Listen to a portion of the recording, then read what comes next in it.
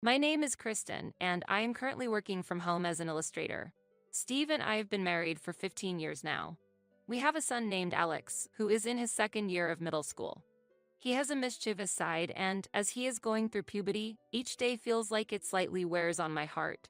Currently, our family is living with Steve's parents, a situation that came about at the suggestion of my in-laws. Steve has two sisters. One is married and has left home, while the other remains unemployed and mostly stays in her room. We agreed to live together following their request for support. However, this living arrangement has become a significant source of stress for me. Initially, my in-laws were kind, but over time, they began to become more demanding. When working from home, I am criticized as if I were just playing around, and when doing housework, I am told to clean more thoroughly. Without understanding my work from home situation, attempts to explain are dismissed as making excuses. As a result, I have given up on trying to convince or explain to them. I have explained the situation to my husband and asked for his intervention more than once or twice. When Steve spoke to his parents about my work, they dismissed it, saying, "It probably doesn't turn much, and it's just play, not work," and he did not argue further. It's clear I am not just playing around.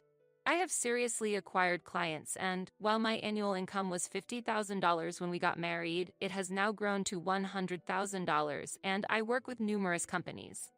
I believe Steve understood this, but his true feelings remain unclear. This situation has continued for 15 years, but I do not intend to endure it indefinitely.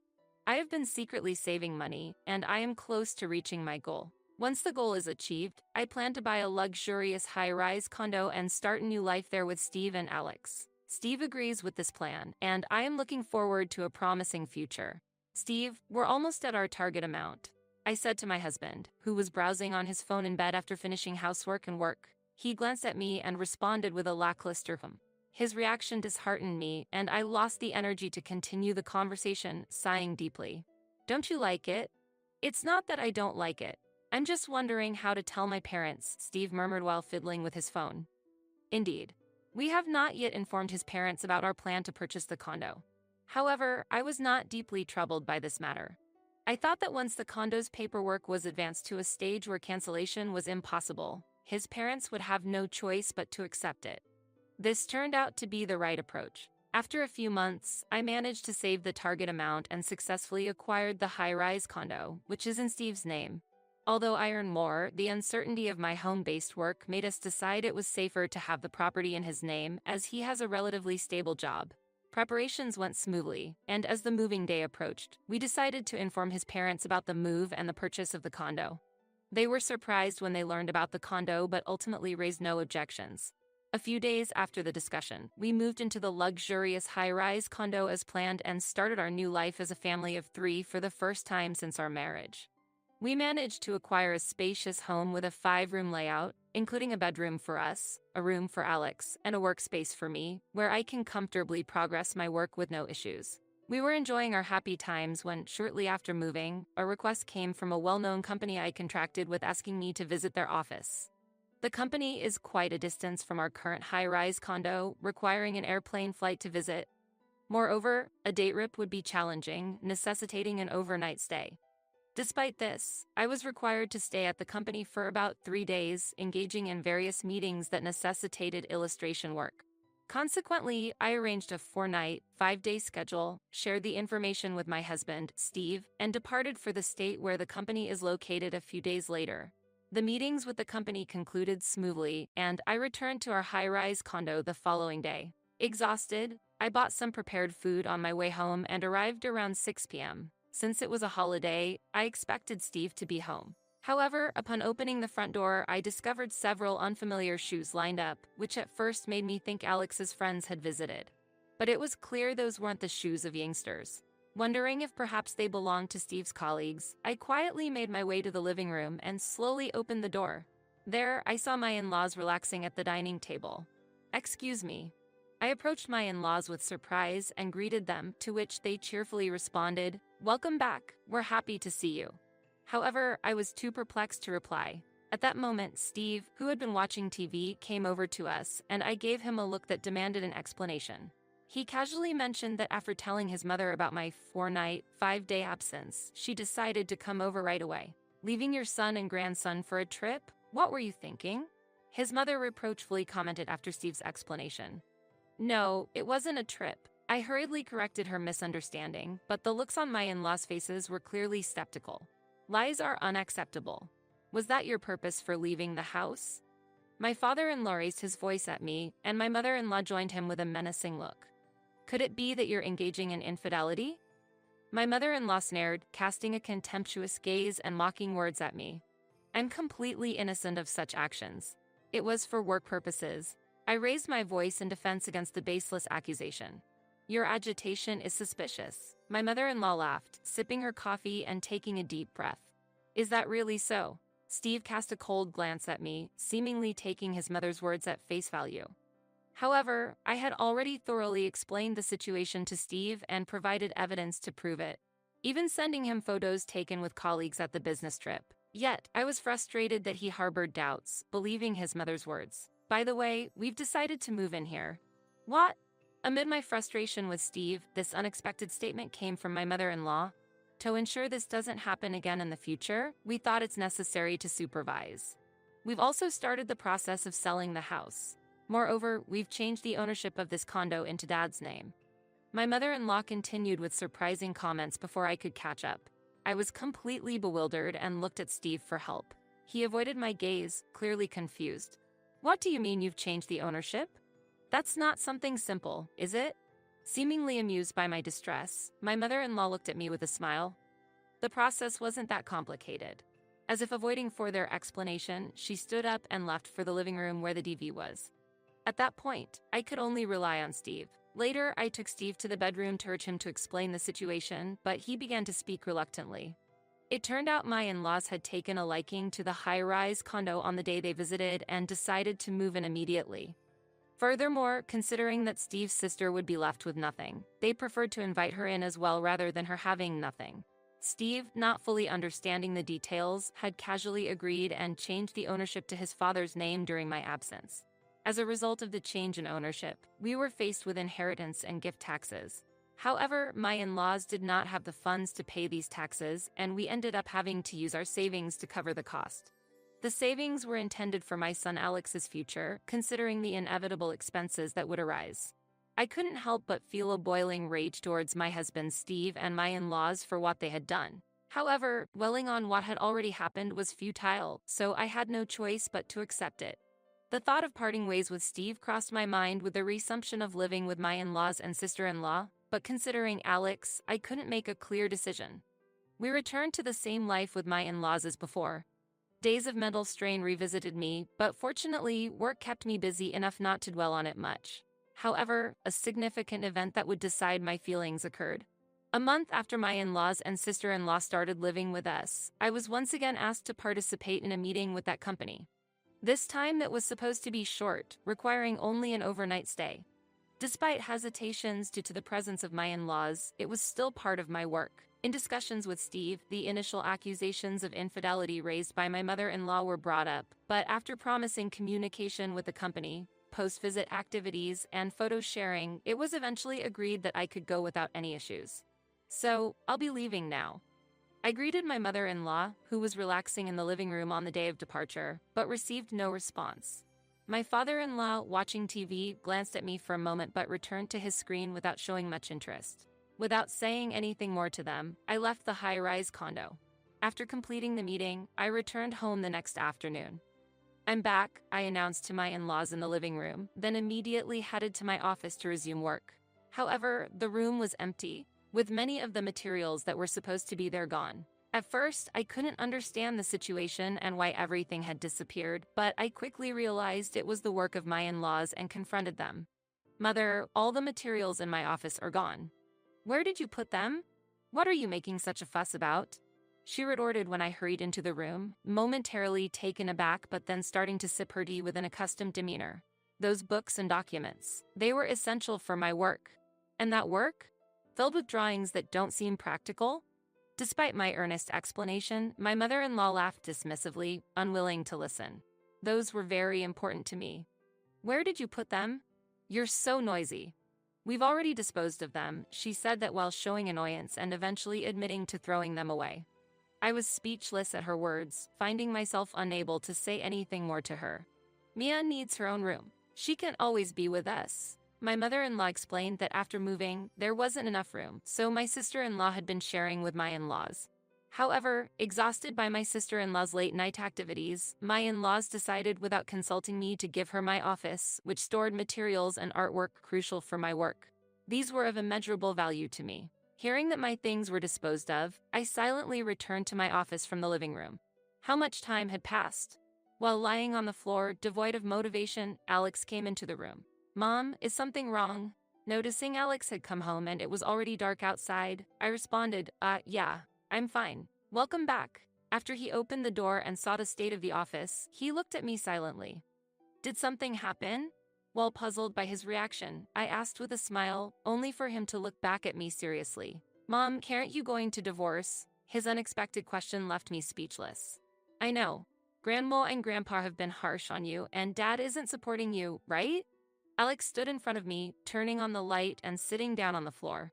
I couldn't grasp his words immediately, just staring back at him. "If things keep going like this, you'll get sick," he said before leaving the room. Immediately after, I received a summons from my mother-in-law and was ordered to start preparing dinner right away, so I quickly began the meal preparations. Even while cooking dinner, the words my son Alex had uttered were racing through my mind. I had been postponing the decision to divorce, considering my son, but never expected him to actually bring up the subject of divorce. The fact that my son made such a statement was a huge shock to me.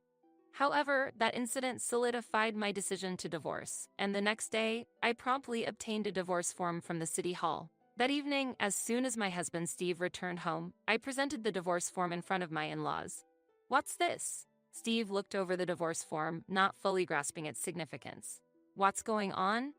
My mother-in-law approached to check the form immediately after. "Wait, what's this?" "A divorce form." Her seemingly pleased remark made it clear to Steve that I wanted a divorce, and he suddenly focused on me. "Let's get a divorce." Upon my declaration, Steve's complexion turned pale rapidly. "Why all of a sudden?" He slammed the table vehemently, pressing me for an answer. "Well, I think it's entirely reasonable. After all, you were a wife who couldn't show much skill in either household chores or your profession." My mother-in-law said that half-jokingly, pushing the conversation further towards me as my husband panicked. Caught off guard by her unexpected words, Steve paused and turned to look at my mother-in-law. "Perhaps, if a wife in such a situation were to leave, you might find yourself free again," she suggested to Steve. "Honestly, you don't need a wife like her." My father-in-law also took the opportunity to express a similar sentiment to Steve. Faced with a series of comments from the family, Steve hesitated but ultimately seemed to agree and decided to sign the divorce form, handing it to me. "I sincerely thank you."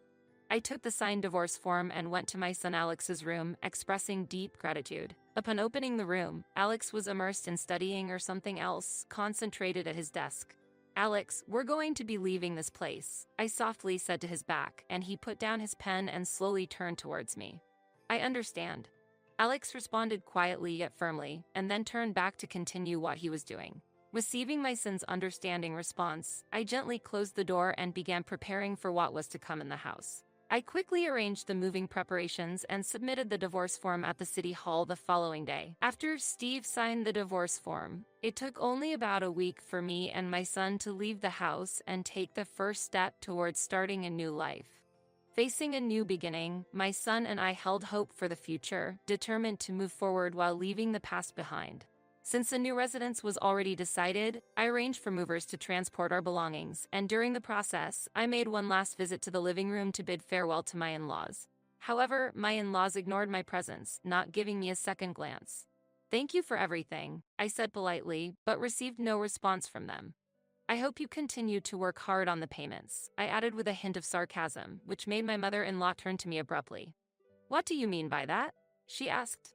"The monthly payments for the high-rise condo, $3,500. Good luck with that. You think you've won? It's clear that without our son, your lives won't be sustainable." My mother-in-law sneered. "No, we'll be fine," I calmly replied. My mother-in-law approached me with a displeased look. "What do you mean you'll be fine? Even now, you're putting on a brave face." She confronted me. "I'm just stating the facts. Actually, I have an income," I quietly counted. This was a fact unknown to my in-laws. At one time, Steve was very capable and earned more than me. However, due to the recent worsening economic situation and the loss of his position, Steve's income has significantly decreased. Now, Steve's salary is less than mine, and to be honest, his income alone is barely enough to make the payments for the high-rise condo's mortgage. Impossible. Are you insulting Steve? My mother-in-law angrily confronted me, her face showing her fury at my statement. I'm just stating the facts. If he has to pay a $3,500 mortgage, there's hardly anything left for other living expenses, I calmly replied. How have you been managing to live up to now then? My mother-in-law retorted. She had not been aware of the situation with my work and seemed to believe that I had no income of my own. So, she must have thought that the mortgage and daily living expenses were all being covered by Steve's earnings. As my mother-in-law began to show signs of confusion, I couldn't help but smile. Seeing this, she became even more infuriated. If you're going to live here, please make sure to pay the monthly mortgage of $3,500, I said calmly and thanked my father-in-law, who was sitting frozen on the sofa, before leaving the room. That night, as expected, I received a call from Steve. The subject of the call was indeed about the mortgage for the high-rise condo. It seemed Steve had not thought about the mortgage issue until he heard from my mother-in-law and hurriedly contacted me. Hey, what's this $3,500 about? He said over the phone. His confusion was evident through the phone. What do you mean?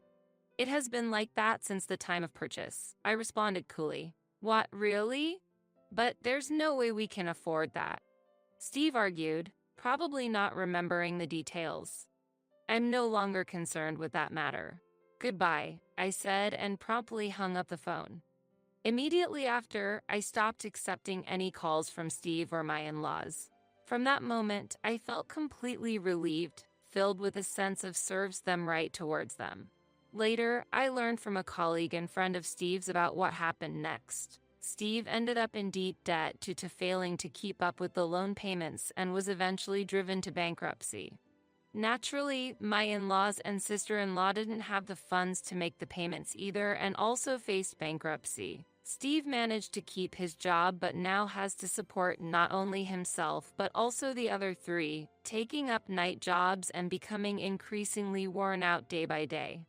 Moreover, Steve has reached the point of asking for financial assistance at work, completely ruining his credibility. Even former friends, including those from work, now avoid any association with him. There were even demands from Steve's parents for severance pay, indicating they were pushing him to quit his job, which only highlights the dire situation they're in. Perhaps this is their comeuppance for underestimating my profession and coveting the luxurious high-rise condo without knowing anything. Now, I live comfortably with my son, focused on my work, and feeling incredibly happy. Alright, finally managed to deliver. I'm glad I made it in time for this mince delivery. My name is Maggie. Since I was a child, I've loved drawing in sketchbooks with crayons and colored pencils, and that hobby has continued into my adulthood. When I was a student, I worked part-time drawing illustrations, which has become the foundation for my current career. Now, I'm enjoying a freelance life, drawing illustrations at my own pace. In addition to illustrations, I also create small comics depicting the daily lives of modern women in fashion magazines. I've heard encouraging words from my editor, like, Maggie's drawings get a lot of positive reactions from our readers. And through this job, I met my current husband. He held an important position at a major publishing company I was associated with, and initially, our relationship was strictly professional. However, as we worked together, we grew closer. We bonded over shared past experiences, like losing our fathers at an early age. Before we knew it, we were going out for meals and movies together. After one such meal, he confessed his feelings, and we started dating. I had never dated anyone before, so I lacked confidence at first. Really? You like someone like me?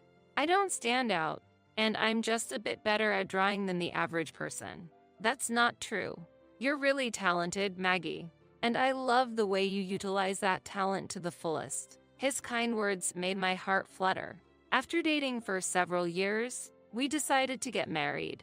After getting married, we enjoyed our newlywed life for a while. Both my husband and I were then approaching 30. I wondered if it was better to have children sooner rather than later.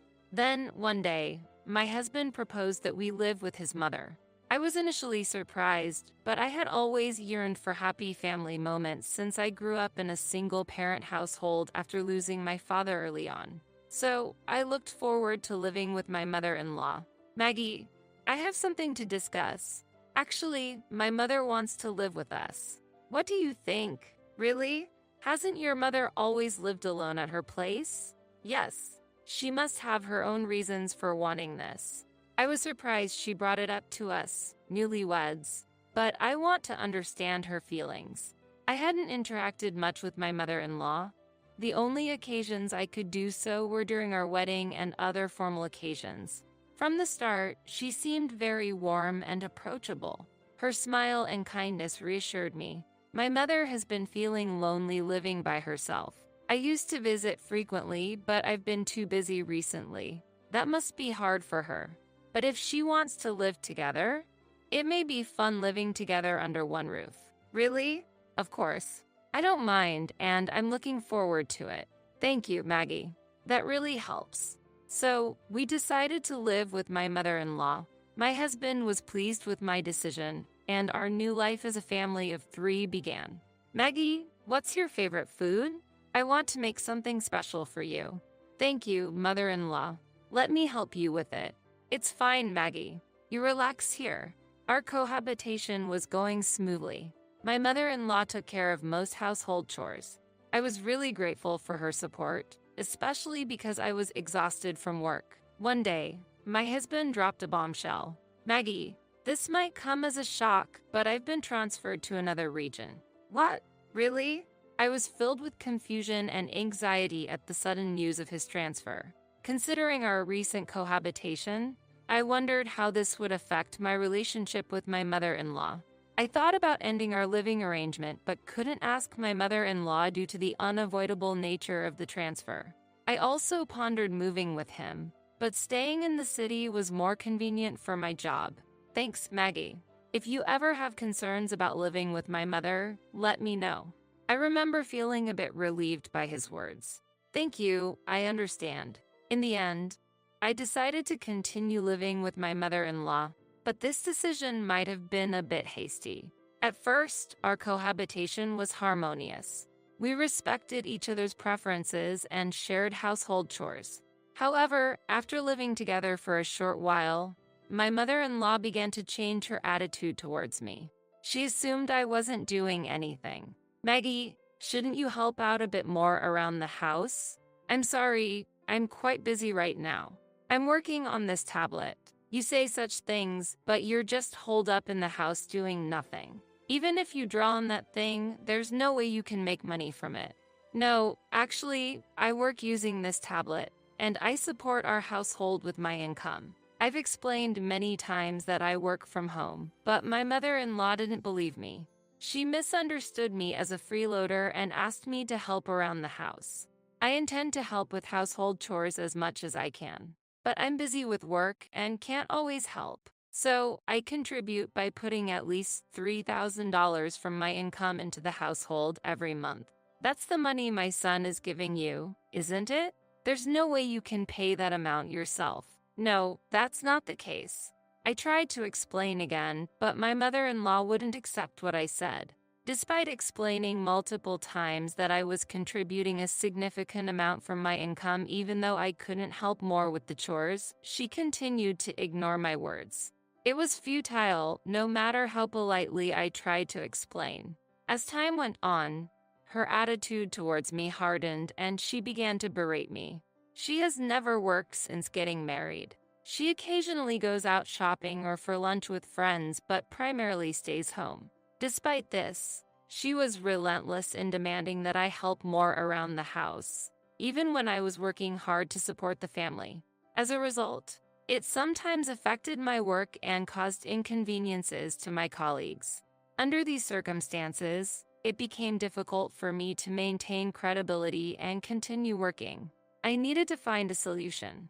Then, one day, while I was working in my room, my mother-in-law called out, "Maggie, come to the living room for a moment." I headed to the living room, tablet in hand, to find not only my mother-in-law but also my brother-in-law and his wife, still holding that tablet. "What are you doing?" Drawing." "Maggie, you still love drawing even as an adult, huh?" My brother-in-law, whose demeanor and attitude were the polar opposite of mine, remarked sarcastically. He was always self-centered, and we've had many clashes even before my marriage, probably because of this. "I'm actually working on this tablet right now." "Work? You're just doodling, right?"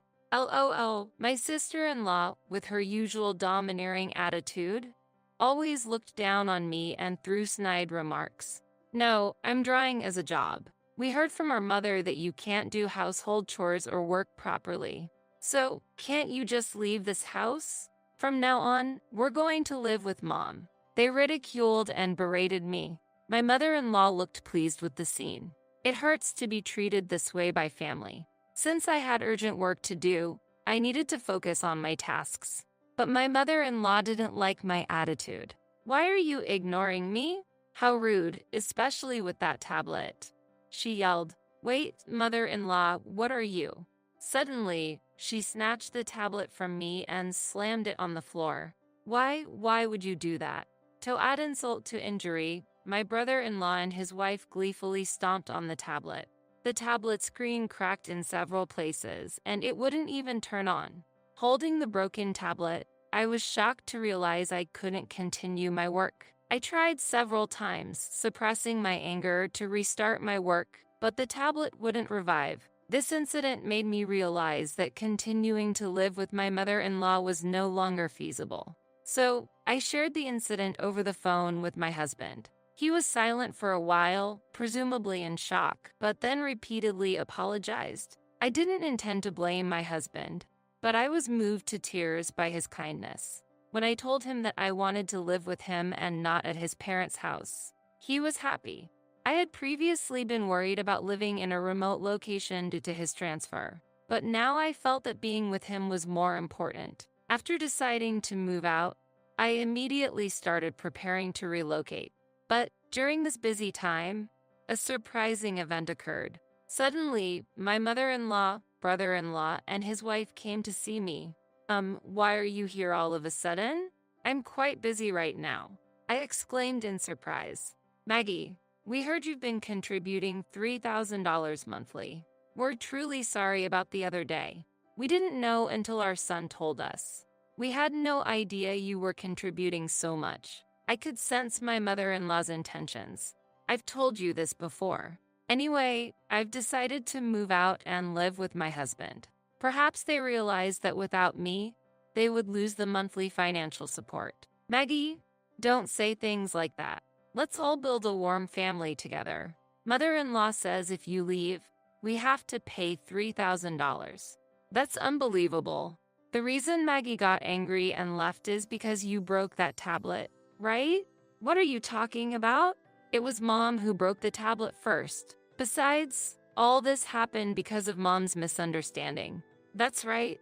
It's not mother-in-law's fault. Maggie doesn't do housework or work. She just stays in her room all the time. In fact, it wasn't Maggie who was contributing money to the household." An argument started between my mother-in-law, brother-in-law, and his wife. For me, this argument was very bothersome. Without paying any attention to my mother-in-law, as I continued with my moving preparations, adding insult to injury, she said, "Maggie, I have a favor to ask. Without $3,000, we can't make ends meet. Even if you move to my son's place, won't you continue to send us living expenses?" She looked apologetic. "Why would I give money to dissolve our cohabitation?" I chuckled a bit. "Don't say things like that. What should I do from now on?" My mother looked troubled. "That's absolutely impossible." I shook my head. "I don't have any money." "Huh? I was putting $3,000 into the household every month, right?